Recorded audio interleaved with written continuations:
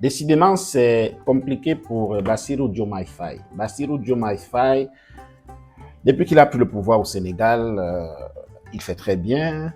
On se rend compte qu'il bosse dur, il fait ce que les Sénégalais ont toujours voulu qu'un président fasse, mais ce n'est pas l'Eldorado, ce n'est pas facile. Il y a beaucoup de difficultés. Déjà, il y a quelques mois, on rappelait lui-même Bassirou Diomaye Faye et son gouvernement, Ousmane Sonko en premier ministre, rappelait aux Sénégalais qu'ils ont trouvé une énorme dette. Ils ont trouvé l'État dans un état d'endettement qu'ils ne s'imaginaient pas. Donc, il le disait ainsi aux Sénégalais en disant rassurez-vous, on a en ambition d'arriver où nous avons promis qu'on va aller, mais on a trouvé un État dans un état où nous n'espérions même pas. Donc, et c'est vrai, quand on prend l'État, le parti au pouvoir, où voilà, il y a des choses, comme d'ailleurs aujourd'hui, on parle d'une dette de près de 7 milliards de dollars cachée par l'ancien gouvernement tout court, on va dire ça comme ça, ou alors qui dissimulait et qui n'avait ni été repéré par le FMI, ni été rappelé ou rappelé par le Sénégal. Alors, le FMI se rend compte longtemps après. Et ça, la question qui se pose, c'est comment est-ce que cette dette a été dissimulée? Est-ce que c'est une manœuvre du gouvernement sénégalais pour dissimuler cette dette? Ou alors, quelles sont les failles du FMI qui ont fait et permis à ce que plusieurs années, une dette comme celle-là puisse être dissimulée et que le FMI ne se rende même pas compte? Il faut mentionner que le Mozambique, en 2013, avait une dette pareille de, je crois, 4 milliards de dollars, ou alors je ne sais plus trop, mais une dette pareille qui avait valu que le FMI suspende le Mozambique de la dette, du système de dette pendant 4 ans. Donc le Sénégal, est-ce que le Sénégal court une suspension au FMI? Point d'interrogation. Est-ce que le FMI va accorder une dérogation spéciale ou alors obliger le FMI à payer, le Sénégal à payer sa dette dans un délai court? Point d'interrogation. Dites-nous ce que vous pensez en commentaire. Voilà, on va vous laisser écouter un peu un extrait du reportage que nous avons pris sur les réseaux d'une chaîne que vous connaissez très bien et voilà, qui va permettre de nous édifier par rapport à cette dette dissimulée du Sénégal. En attendant, on va vous dire bonne suite pour l'écoute de l'extrait dont nous allons vous donner et Abimte. Et surtout, merci de nous écouter à Moundou, au Tchad. Vous avez des questions sur la dette du Sénégal? Et effectivement, Juan, la FMI a confirmé que l'administration de Macky Sall a expressément caché une dette de 7 milliards de dollars.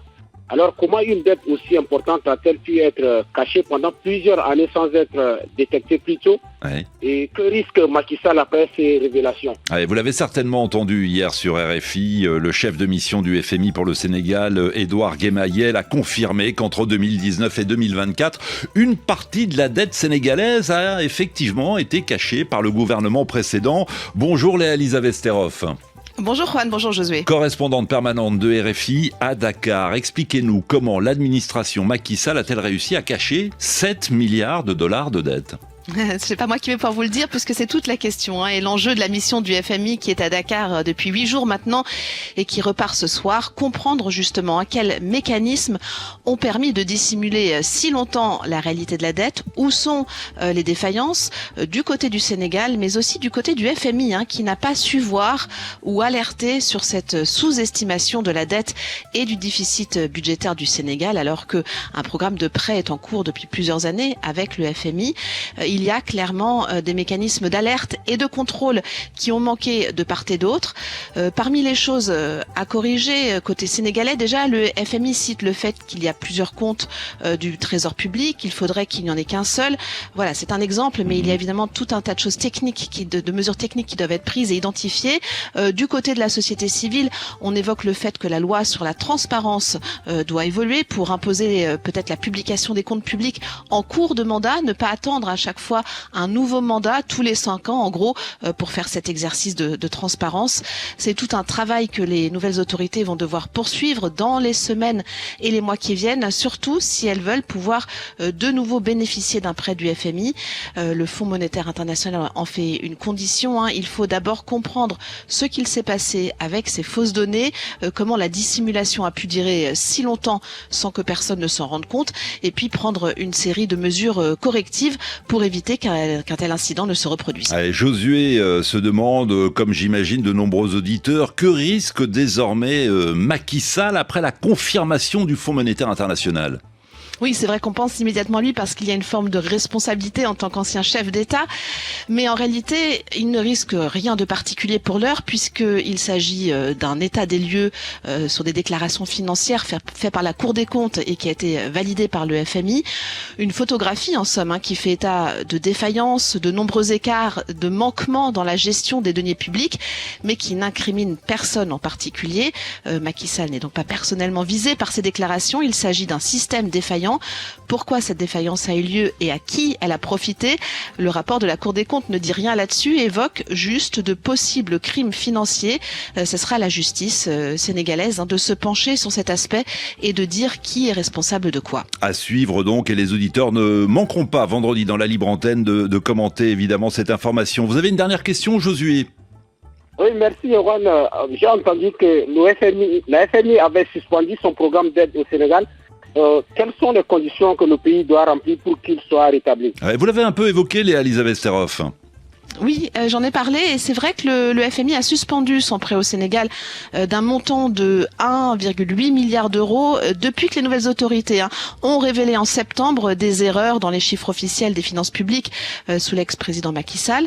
Le prêt est toujours suspendu, on ne sait pas encore pour combien de temps, et il ne pourra reprendre, dit le FMI, qu'une fois que les autorités sénégalaises auront identifié quels mécanismes ont permis de dissimuler la réalité de la dette. Il faut également, comme je le disais, que des mesures correctives soient prises pour éviter qu'un tel cas ne se reproduise. J'en parlais, avoir un compte unique pour le trésor public, par exemple, centraliser aussi les entités en charge de la gestion de la dette. C'est quelques-unes des mesures possibles, mais il y en a beaucoup d'autres bien plus techniques.